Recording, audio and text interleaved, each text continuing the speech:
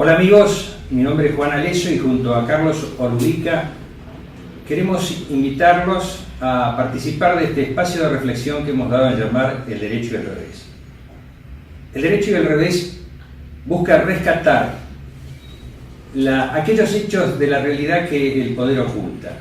Para transitar ese camino nos encontramos hoy con Carlos Minucci.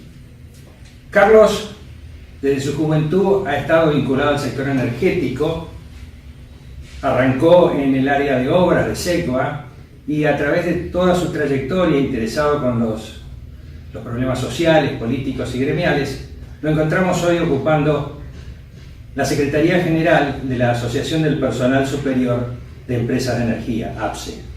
Gracias, Carlos, por estar con nosotros. Te agradecemos que nos hayas recibido acá en tu casa. Sé que estás también participando del Frente Sindical.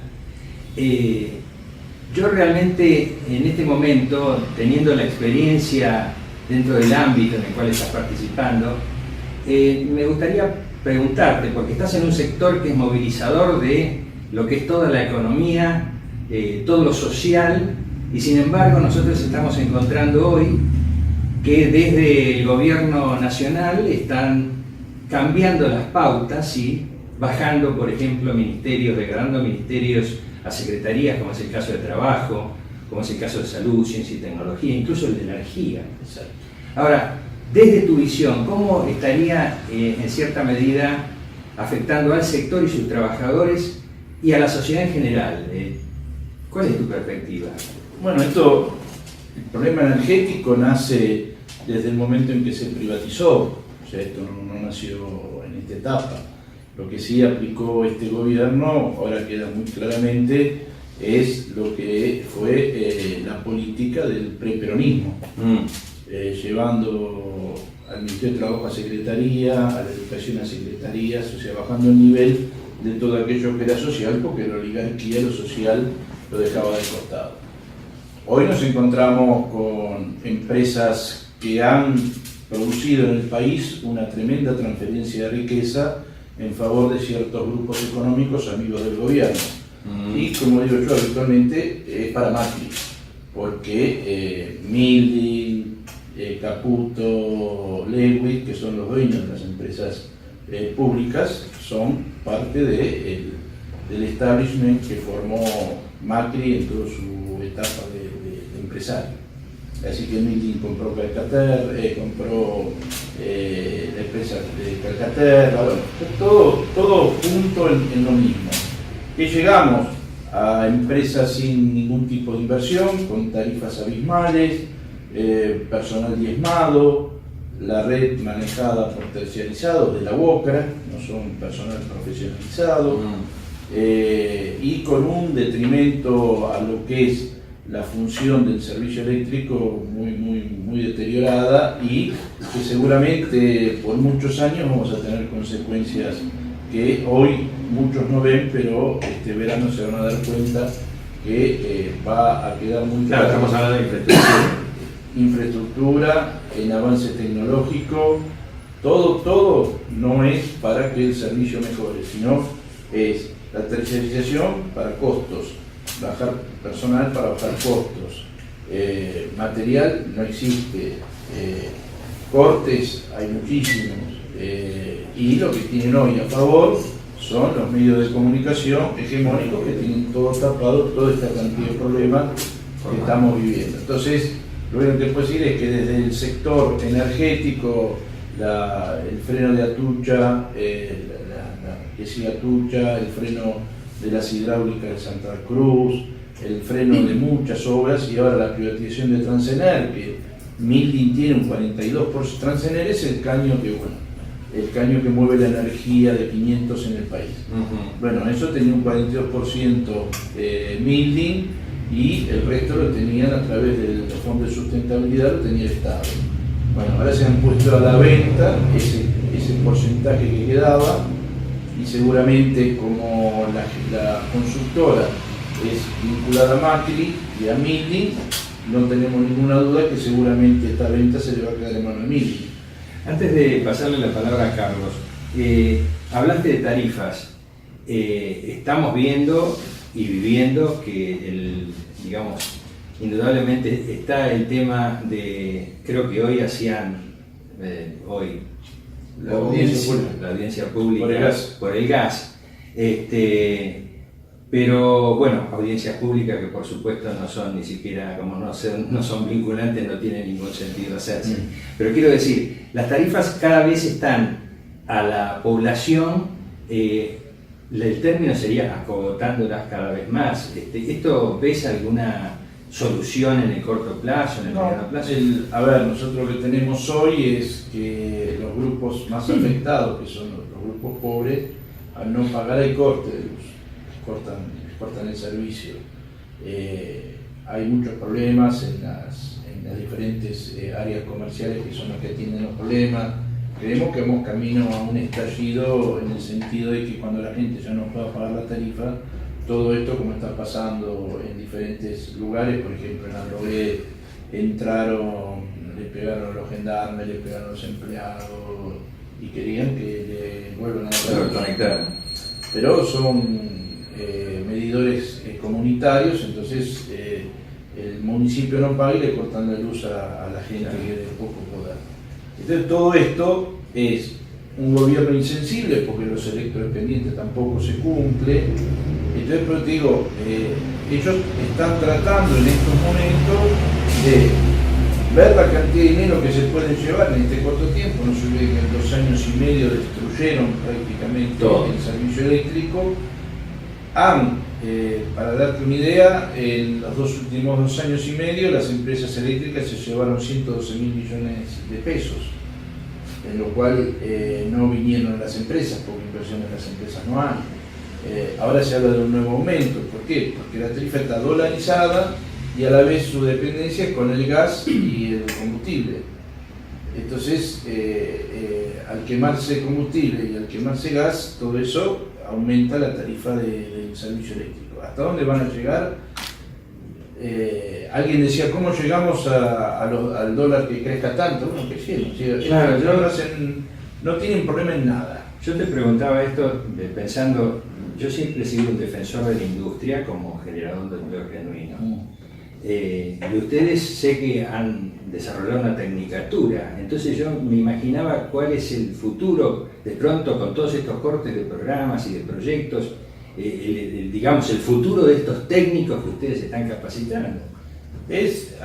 La capacitación, soy un convencido de que si no tuviera esperanza de que esto va a cambiar, estamos no, todos la tenemos, por supuesto. Esta lucha tenemos el optimismo de que la vamos a ganar y que vamos a cambiar la historia. Yo creo que capacitar a los chicos nos va a venir a favor de tener empresas eléctricas en el futuro con gente capacitada para manejarla, no como hoy, donde la mano de obra que sirve está expulsada porque se jubila, está expulsada en el sur porque dan retiro voluntario, y por diferentes causas tratan de aquel que sabe por un problema de costo, porque aquel que viene hace 40 años en la empresa es más caro que aquel que sin experiencia entra y le sale un 70% menos el salario. Entonces, no sé si te interrumpo. No, si no me interrumpís y volvamos. No, yo estaba pensando que en un momento determinado vos diste algunos nombres en cuanto a quienes son hoy los que manejan una parte de las empresas que producen energía y diste el nombre de Lewis. O sea, un tipo extranjero, un representante de lo que podríamos llamar el poder económico concentrado, pero además transnacional. Esto me lleva a preguntarte, en el marco que estamos viviendo, no solo en la Argentina, sino en el mundo, de la transnacionalización de la economía o lo que algunos llaman la globalización, un manejo de las decisiones que va más allá de los estados nacionales, precisamente porque se toman en el exterior y no necesariamente en otros estados nacionales, sino desde centros de poder económico y financiero. ¿Cómo tiene que pararse el movimiento obrero argentino frente a esta problemática que nos excede como país? O sea, más allá de enfrentar los problemas que genera la política económica de nuestro gobierno, ¿cómo plantarse frente a esto que es más global? Bueno, a ver, si tenemos una CGT que va a ver el Fondo Monetario Internacional, no podemos hablar de una confederación de trabajadores. Estamos hablando de un grupo que está avasallando los intereses de los trabajadores, pues fueron un negocio con aquel que me está oprimiendo. ¿Qué pasa con el movimiento obrero? Yo creo que el movimiento obrero desde el 2012 o 2010, supongamos, cuando se rompe la CGT, a partir de ahí se transforman los intereses de muchos dirigentes en diferentes juegos que fueron perjudicando y dieron lugar a que esta política avance. Cuando se llamó a la unidad, cuando asumió este gobierno, se llamó a la unidad por la cantidad de despidos, se inventó una unidad muy oficialista, o sea, un triunvirato que respondía cabalmente a los intereses del gobierno, lo cual desarticula todo el andamiaje del movimiento obrero. Entonces te aparece la CTA, te aparecen los grupos de Grabois, de CETEP, te aparecen grupos aislados, Corriente Federal de Trabajadores. Pero la Corriente Federal de Trabajadores nace dentro del ámbito de CGT para cambiar, dentro del CGT. Claro, nosotros para cambiar fuimos al Congreso, aprobamos el estatuto y rechazamos la forma en que se elegían las autoridades, que no nos equivocamos en medio después, porque el fracaso del triunvirato, por más que ellos digan que hicieron paros, es un fracaso contundente, y hasta la historia de Palvé de la Tri en un escenario en el movimiento obrero nunca existió. Bueno, entonces la falta de... Y yo no hablo del dirigente individual, yo hablo del dirigente que responde a intereses que no son propios del movimiento obrero. Entonces hay intereses que si a mí yo llegué a este punto tengo que renunciar y decir, bueno, gente de sangre nueva, porque yo ya no puedo combatir contra esto, pues ya está, mi etapa se terminó. Llegué a 2 años de gobierno, no logré nada, entonces tengo que dejar, bueno, ellos siguen agarrados porque hay un grupo económico que los tiene sosteniéndolos, porque hay intereses en juego, no es el movimiento obrero el responsable, sino los dirigentes.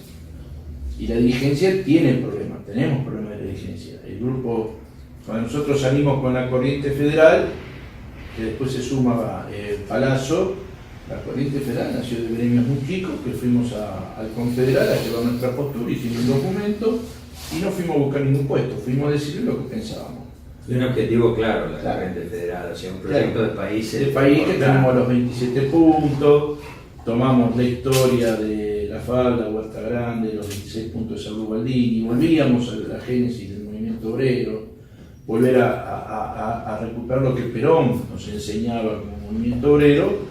Y es muy difícil en un país donde yo digo que el peronismo los toma pobres, los lleva a clase media y se hacen conservadores. Entonces el peronismo tiene una atracción que Perón decía, peronistas somos todos. Después yo decir, para un argentino hay mejor que otro argentino. Este gobierno no es argentino, este es el problema que tenemos. Porque yo vuelvo a repetir, el gobierno anterior dejó una base de trabajo social, una base. Podía haber ajustes, no digamos que no, todo el mundo tiene todo ajustes. Esto vinieron a destruir lo mismo que Perón. En esa época a Perón lo de traidor a la patria, quemaban... Exactamente, claro, lo mismo que ahora, que se dicen que Cristina es traidora a la patria, que robó, que no inauguran los hospitales porque no hacen falta, para que queremos universidades si son pobres. Bueno, salió una oligarquía, claro, esa oligarquía que son los nietos de aquellos que bombardearon Plaza de Mayo y que fueron a los que Mitre les regaló terrenos, son los que hoy vuelven a recuperar, después de muchísimos años, la conducción del país. ¿Con qué se encontró? Con un país dividido, sectariado, que los medios de comunicación lo hicieron, porque acá el gran responsable son los medios de comunicación. Después se suma el Poder Judicial como un factor más grave todavía.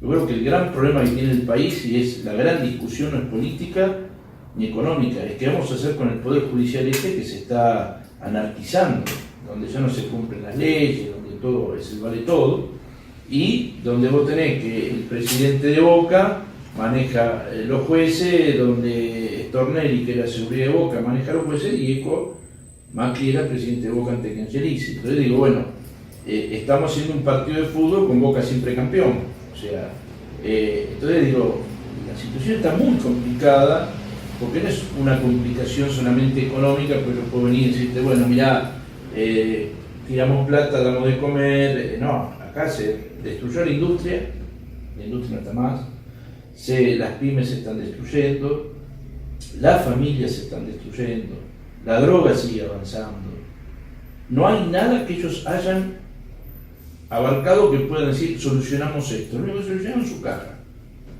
Porque además todas las cosas que prometieron, ninguna no, pues yo digo que lo único que prometieron fue llenarse de plata y se llenaron de plata. Entonces vos tenés que es imposible un gobierno que dicen deseos, no es un gobierno de deseos, es un gobierno que viene a hacer negocio. Pharmacity, Peña, todos vienen a hacer negocio. Y ahora el problema que tiene este gobierno, que ya se entrecruzaron los negocios y ya vinieron y dice, pará, vos te quedaste con el cambio, vos compraste 5.000 millones de dólares y los cambiaste de 24 a 32 y yo en Pharmacity no puedo pagar los remedios. Bueno, ahí ese es el gran problema que tiene este gobierno. Lo que estamos viendo es un fenómeno que, bueno, como decía antes, no es solamente de la Argentina, pero que ahora nosotros lo estamos viviendo con mucha crudeza. Y es como lo financiero prevalece por sobre lo productivo, absolutamente. O sea, lo que vos mencionabas recién, son movimientos de especulación con divisas hechos desde el Banco Central. O sea, hechos desde el Estado para favorecer la especulación financiera de determinados grupos. Ahora, esto, digamos, nos lleva a un problema que es como, decías vos, se va destruyendo lo productivo. Al destruirse lo productivo se destruye el empleo y aparece este fenómeno de los movimientos sociales, vos lo mencionaste como ejemplo a Juan Grabois. Esto también es un desafío para el movimiento obrero, porque ¿cómo encontrar la forma de representar a los que son trabajadores excluidos o desocupados? Ese fue el gran error que cometió. Que no tienen contención más allá de estos movimientos sociales. En los 90, cuando se produce la gran expulsión de la mano de obra a través de la privatización de empresas del Estado y de la destrucción, el error de la CGT fue dejarlos de lado. Este es el gran error. Hoy vos, como Confederación Federal del Trabajo, no podés decir hay grupos sociales, porque vos no los cobijaste dentro de tu sede, porque si a mí me faltan trabajadores, la CGT es la que tiene que salir a pedir trabajo por el desocupado. No solamente la CGT es de los que trabajan, también la CGT es de los que no trabajan. Y esto es lo que la CGT se equivocó en este proceso. De trabajadores somos todos. Exacto. Claro. Yo te digo, la gran ausencia de la CGT, de Saúl Ubaldini para acá, cuando se va Saúl Ubaldini, creo que la etapa primera de Moyano y por ahí por algunos avances, pero no tanto como se avanzó en épocas anteriores, bueno, al faltar el trabajo, lo primero que tenía que hacer la CGT es defender a los trabajadores que estaban sin trabajo. No ir a pedir que no al impuesto a la ganancia, sino salir a defender, que dio lugar a que los grupos sociales comiencen a crecer, porque si no hay representatividad, ayer Grabois charlando decía, nos sacamos por lo menos los punteros políticos que tenían las villas, pero los grupos sociales que se van armando y todo, también están en un problema también, que vamos a decir, ¿qué hacemos con solamente pedimos la UH, salimos a pelear trabajo, pero para pelear trabajo tenés que cambiar todo el contexto económico? Porque vos me decías a mí, vamos a ir al gobierno a pedirle que cambie la política económica.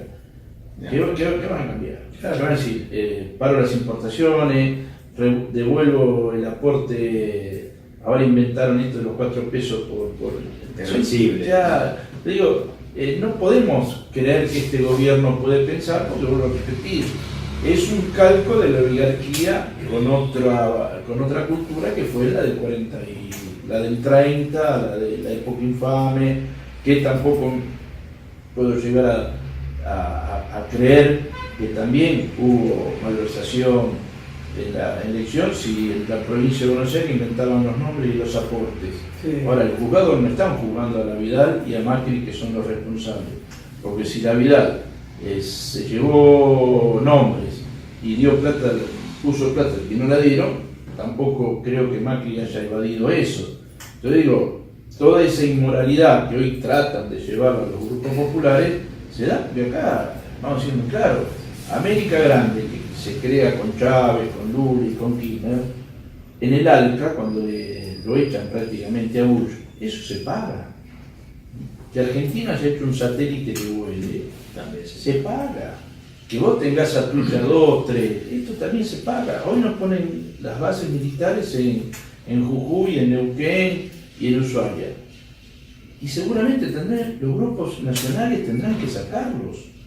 Pero digo, y esta vez no fueron los militares, esta vez fue el pueblo que se compró lo que los Lanata, los Mirta Legrand, todos esos medios de comunicación con penetración, le metieron a la gente en la cabeza como en su momento. Neusta y Grondona le metieron que las empresas del Estado eran un fiasco y que había que privatizarlas. Entonces digo, es un pueblo que desde que apareció la televisión, antes nos reuníamos en unidades básicas, discutíamos, ahora por la televisión todo el mundo es dueño de la verdad. Son directores técnicos de fútbol, son políticos, saben cómo va a andar el dólar. ¿Por qué? Porque luego los medios de comunicación dicen, no, mira, el dólar es culpa de Turquía, entonces el presidente de Turquía te dice, no, ¿viste culpa de Turquía? No, por los cuadernos, no hay cuadernos, hay fotocopias.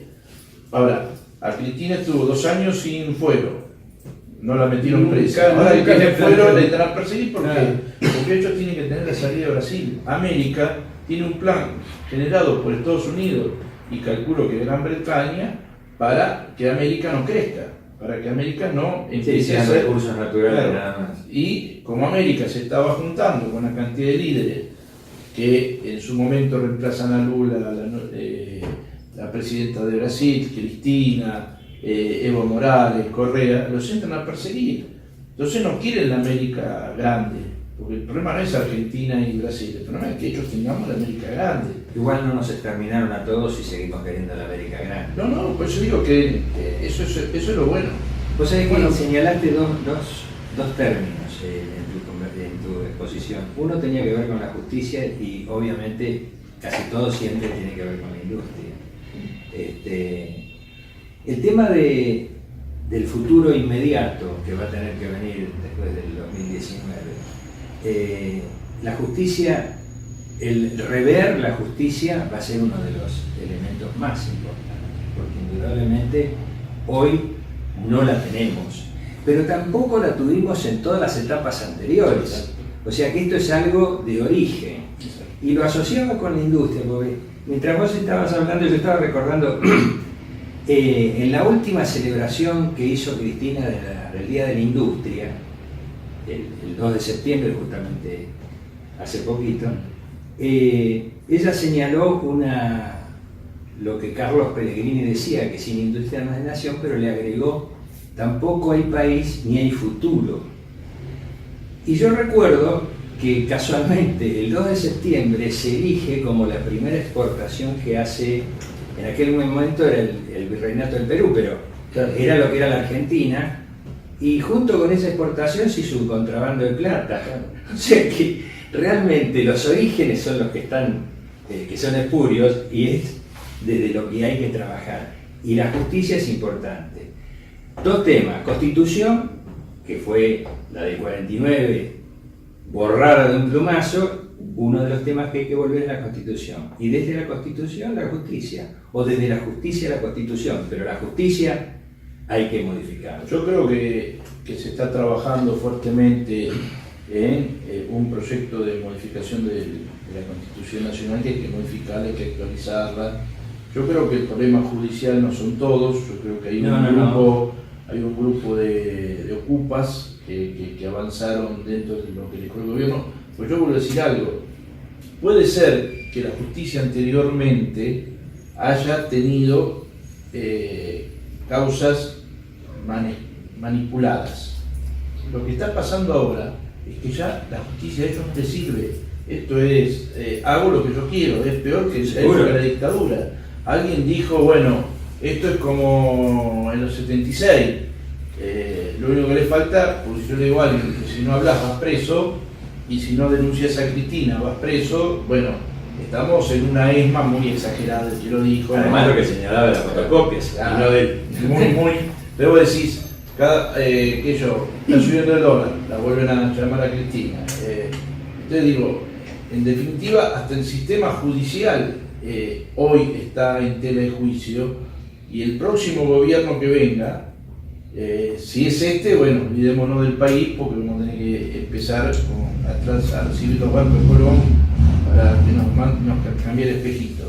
Pero digo, si hay un nuevo gobierno de unidad nacional, que realmente el argentino entienda que hay que llegar a la unidad de a quién quiere en el país, el tema de la justicia es uno de los temas a abordar. Creo que hay jueces que no pueden seguir, creo que la Corte Suprema está demasiado, es como el triunvirato de la CGT, está muy deteriorada.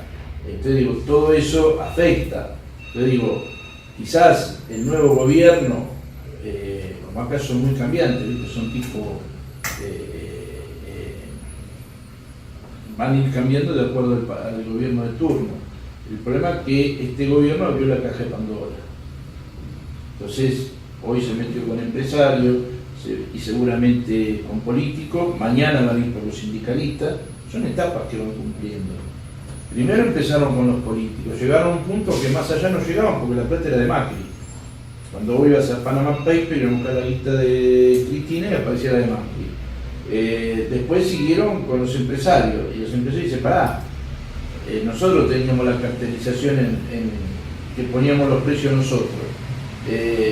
Bueno, también caían en Macri, por eso fueron en el 2003 porque dijeron, pará, no me agarré del 2008 al 2015, andá del 2003 al 2008, que era Macri el que manejaba la obra. Te digo, todo eso termina siendo un boomerang, primero porque estamos en un país como fue el 2001, y cuando esto estalle, que se vayan todos. Esta vez no que se vayan los políticos, que se vayan los sindicalistas, que se vayan los empresarios, que se vayan los políticos, que se vayan todos los jueces. Van haciendo una anarquización de la Argentina muy complicada. Hay quienes dicen, Carlos, que este tema de la justicia, que como vos bien señalabas, se da en otros países de nuestra región, es algo que está impulsado desde afuera con la idea de destruir, además de a los políticos, a sectores empresariales nacionales para poder después comprar sus empresas a precio de remate. De hecho, una frase muy sugestiva del embajador de Estados Unidos cuando llegó al país, dijo: mi principal tarea va a ser colaborar en la mejora de la justicia argentina. Pero uno se preguntaba qué tiene que meterse el embajador de Estados Unidos en el tema del Poder Judicial de la Argentina, pero ahora quizás se está empezando a entender cuál era el propósito que había detrás, ¿no es cierto? Por eso yo te digo, esto me lleva a volver al planteo de que los problemas que tenemos los tenemos que enfrentar de alguna manera, estableciendo articulaciones con los sectores populares de otros países. Esto vale también para el movimiento obrero. O sea, el movimiento obrero argentino tiene que dar su pelea acá por los problemas propios, pero además los problemas son similares a los de Brasil, son similares a los de Bolivia, son similares a los del resto de los países del cono sur y yo diría del continente latinoamericano. Entonces, yo te pregunto, ¿hay en algún ámbito del sindicalismo una reflexión sobre este problema? Es decir, buscar la articulación con los movimientos obreros sindicales de otros países para sí, dar la mayoría de los gremios tenemos vinculaciones con las áreas de América y del mundo. El problema es que acá en Argentina existió Perón formó un sindicalismo muy fuerte, nosotros tenemos una afiliación cerca promedio del 80, 75, 80% a nivel país, y por ejemplo Brasil nos pasa el 8%, bueno, nosotros éramos modelo en el mundo como sindicalismo. Creo que por eso el ataque que recibe el sindicalismo y no el ataque. El 76 perdimos un montón de militancia sindical. no era solamente el político, nosotros perdimos muchos delegados de base, muchos delegados gremiales, jóvenes que yo a veces digo que les sirvió el 76 para que hoy haya secretarios generales que hace 30 años que están en el gremio y no se los renueva. ¿Por qué? Porque esa base de militancia que se había armado en los 70 fue destruida por diferentes causas. Algunas por desapariciones, otras porque los mataron y otras porque dejaron la militancia, formó por riesgo su vida, se fueron al extranjero, persiguieron a su familia, bueno, hay diferentes causas. ¿Qué produjo todo eso?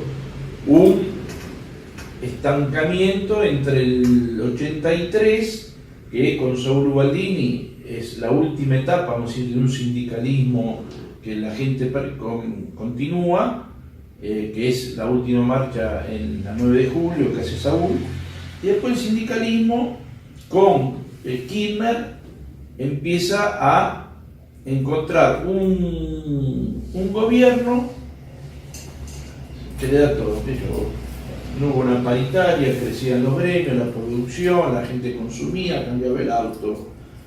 Y era una mala palabra para la oligarquía. ¿Cómo estos tipos, lo dijo Fraga, cómo van a tener celular, un plasma, aire acondicionado? Bueno, venía el ataque vino. Y hoy nos encontramos con un movimiento obrero que sí, Kirchner había preparado políticamente a la juventud. No había preparado sindicalmente a la juventud, que ahora, hoy la juventud entendió, como entendimos nosotros en los 70, que era la resistencia. Y hoy se está formando, a través de todo este complejo que nos duele a todos, se está formando una juventud y una cantidad de mujeres que están ingresando al sindicalismo con la misma idea de resistencia que teníamos los jóvenes de esa época. Y se está creciendo. Sí, además vos ahí marcaste algo que me parece clave.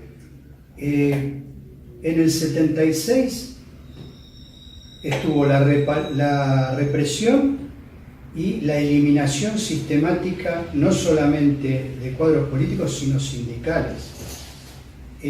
Pero además en el 76 empezó el plan sistemático de destrucción de la industria, de la producción nacional. Con lo cual, eso también afectó al movimiento obrero porque destruyó su base, es decir, mayor desocupación y menos trabajadores, sindicatos más débiles. Esto lo retomó después, no lo revirtió Alfonsín y lo retomó Menem con una nueva ofensiva. Es decir, llegamos a niveles de desocupación en torno al 20% con Menem. Los sindicatos, especialmente los de base industrial, volvieron a debilitarse.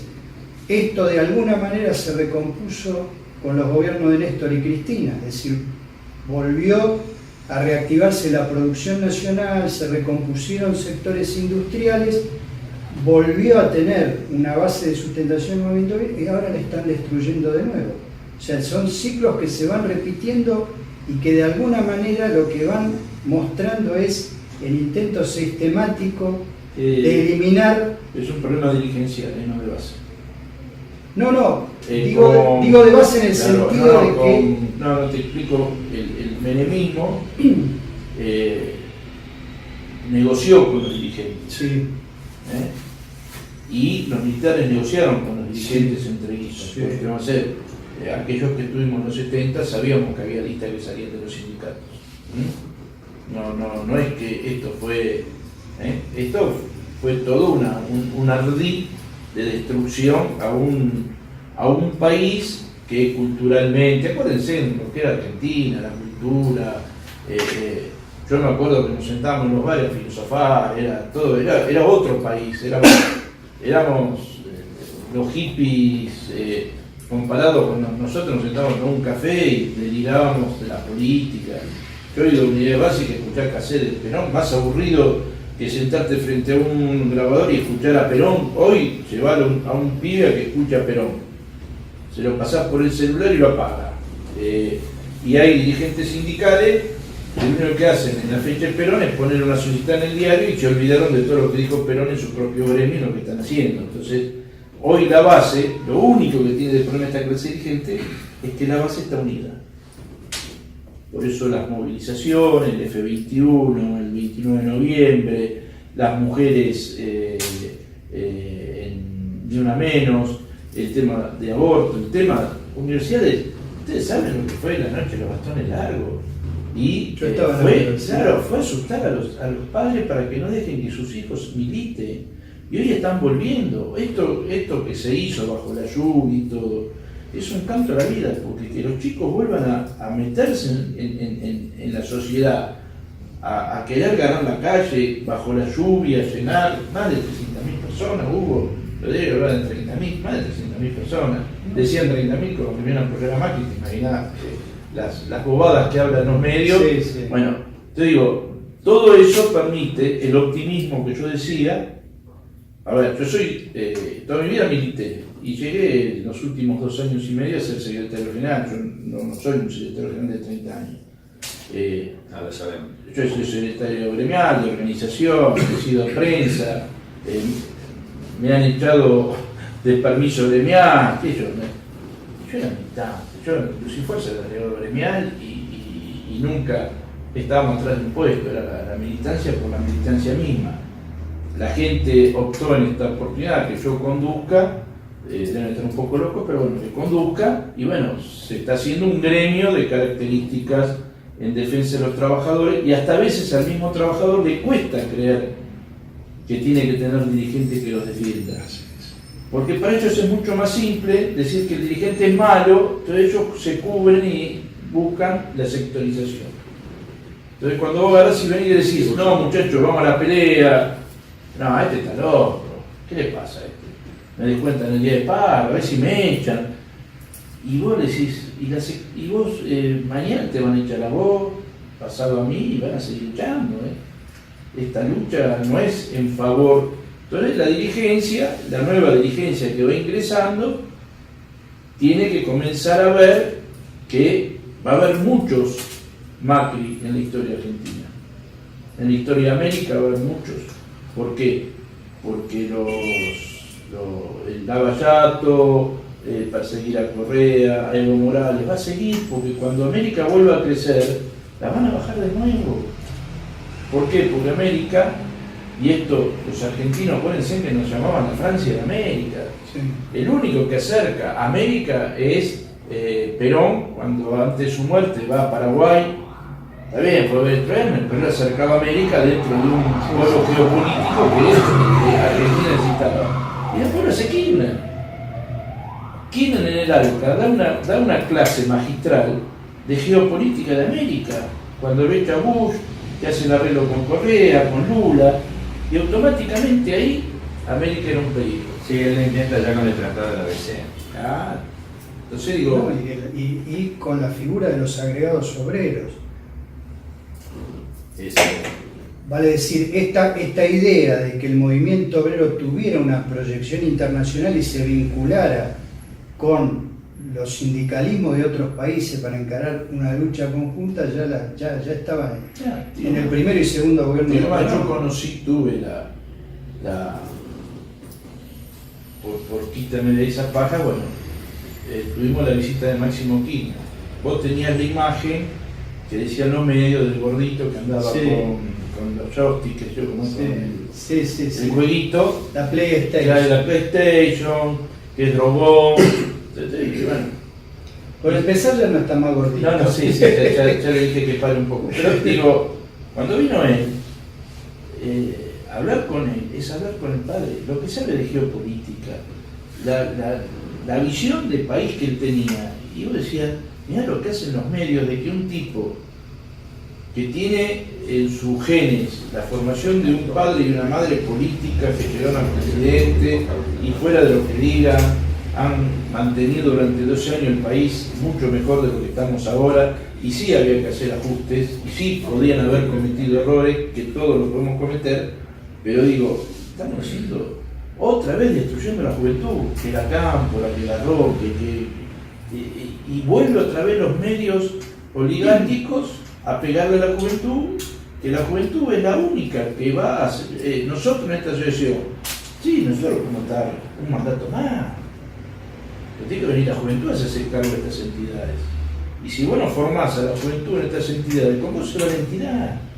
Ahí estás tocando otro tema que me interesaba conversar contigo, que es el tema de la capacitación de los cuadros medios y los dirigentes sindicales, porque me da la impresión que frente a la problemática cada vez más compleja que tiene que abordar un dirigente, sea del nivel superior o intermedio del movimiento obrero, no basta simplemente con lo que pudo aprender en la práctica o con la intuición, sino que me parece que se requiere un trabajo de capacitación, que vos lo mencionaste al principio de la entrevista. Incluso creo que ustedes hacen una tarea en ese sentido muy importante.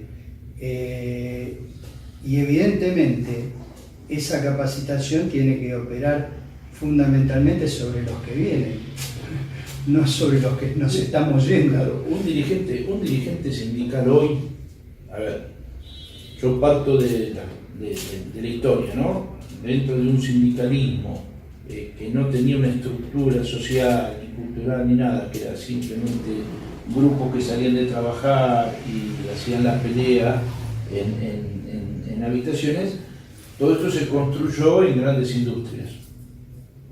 Lo decía Ungaro en las gestas de los argentinos. El día que cambiaste el overol por el traje de perfume francés, se acabó el sindicalismo. Luego tenés un Armando Cavalieri, que es un empresario que tiene obra social con clínicas compradas, hospitales. Ese tipo tiene un monstruo económico y se olvidó, a ver, ¿cómo haces vos para tener un monstruo económico y ocuparte de la base?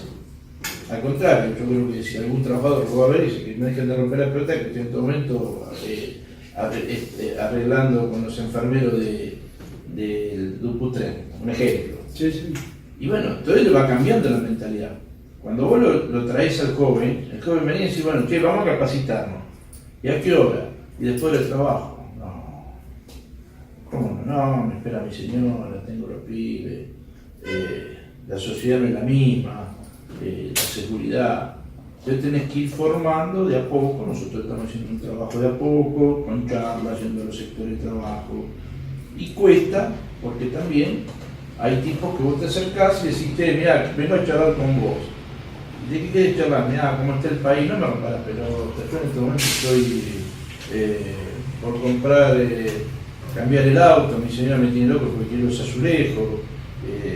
Ojo, hay una sociedad que no es la misma del peronismo del 43, no es la misma de los 70, y vuelvo a repetir, fútbol para todo, lo sacaron y la gente sigue contratando el fútbol y sigue mirando la tribuna, en vez de la radio miran la tribuna.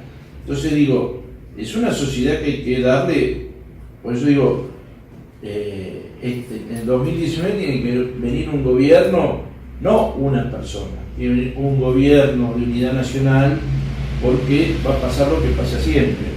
Va a venir un presidente que no es oligárquico y van a venir los sindicatos a pedir el 42%, el otro lo venía a pedir, todos van a venir a pedir, y yo creo que tiene que haber un gobierno sí, yo creo que de reorganización, disculpando la palabra, sí. ¿no? Vos sabés que hay un grupo entre los que nos contamos que estamos trabajando en lo que vendría a ser un proyecto de planeamiento estratégico vinculado con lo que estábamos hablando antes, de hacer un diseño del país que queremos, pero con el consenso. Entonces estamos trabajando a nivel de país muy humildemente, ¿no? Por supuesto, pero en el desarrollo de justamente cuál es esa necesidad.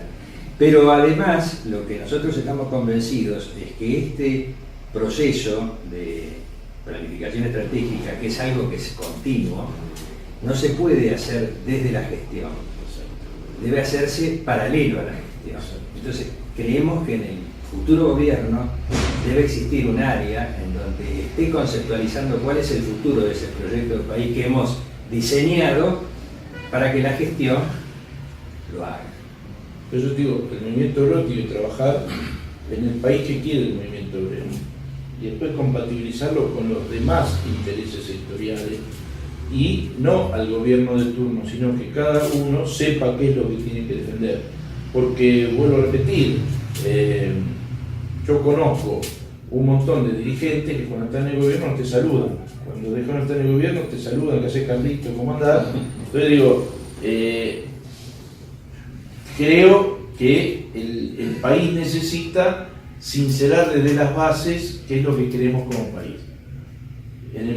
Alguien preguntó, ¿y el proyecto energético y estos tipos para nombrar vacas? Porque lo único que le interesa son las vacas, porque la industria está destruida. Ahora, ¿qué proyecto del país queremos nosotros para el próximo gobierno? ¿Qué vamos a esperar?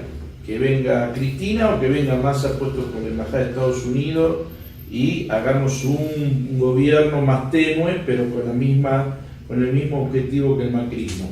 ¿O queremos un gobierno nacional con las fuerzas populares juntas, hacer un país, a aprender de la historia? Muchos de nosotros no tenemos duda de qué es lo que queremos. Por eso digo, lo que pasa es que ahora empezaron a entender que hay gente que tenía otra idea, que no era el gobierno que se había enfrascado, el anterior se había enfrascado en un grupo que estaba cerrado, y se encontraron con que este tipo destruyó todo.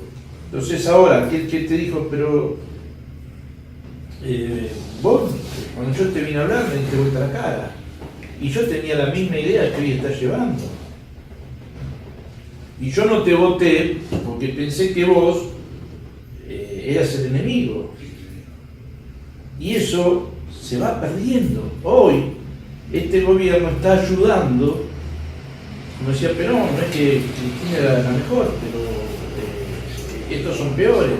Entonces va aunando un montón de criterios. Nosotros los viejos tenemos que ayudar a no atacarlos, sino a sumarlos, es decir, sí, mirá, vino, la pones allá arriba, tratar de que la vayas poniendo abajo dentro del criterio que vos podés ayudar. Ahora, nunca a un joven le podés quitar la posibilidad de opinar, ni a nadie que tiene un proyecto de país decirle este proyecto es una porquería. Vamos a discutirlo, vamos a charlarlo, vamos a hablarlo. Si no, vas a parecerte un Macri donde el CEO es el que triunfa. O sea, no todos los proyectos son para hacer plata.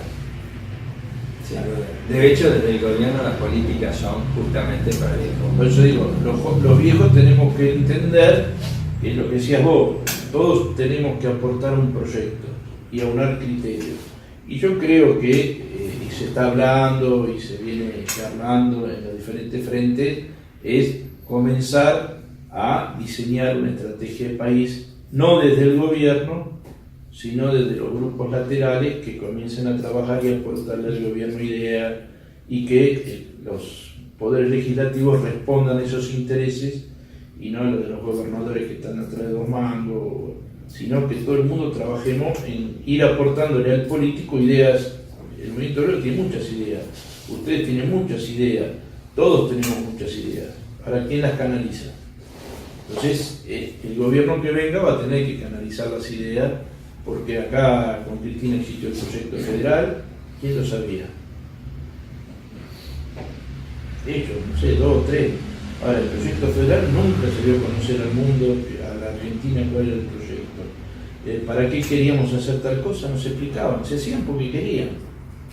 Entonces digo, bueno, hoy la gente quiere ser protagonista de este cambio. Y eso es lo bueno, por eso yo estuve en Ensenada, 30.000 personas, la comisión de trabajo eran 1.500 y duró casi 5 horas la reunión y las exposiciones de los jóvenes, el de Astillero Río Santiago, un delegado joven, una brillantez de expresión y de ubicación, y eso es lo que nos dice a los viejos, bueno, algo estamos haciendo como para que sepan que hay semillas plantadas que van a germinar. Y algunas, como siempre, alguna maleza en el jardín para que Bueno, Carlos, nos quedamos con eso. Ha sido enriquecedor la charla que hemos tenido contigo. Te queremos agradecer que nos hayas recibido en tu casa. Así que, de la de ustedes, y bueno, esperemos seguir viéndonos y saber que en esta casa están abiertas para ustedes, para todos, y esta es una casa que trata de que la democracia se imponga sobre que nosotros hicimos un quincho y decían que ese quincho para el quincho no era para la gente.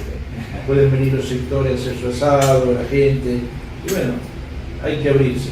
El país necesita basta de roscas y mesas chicas y comenzar a trabajar en grandes proyectos. gracias. No, gracias a ustedes. Eso es todo por hoy. Gracias.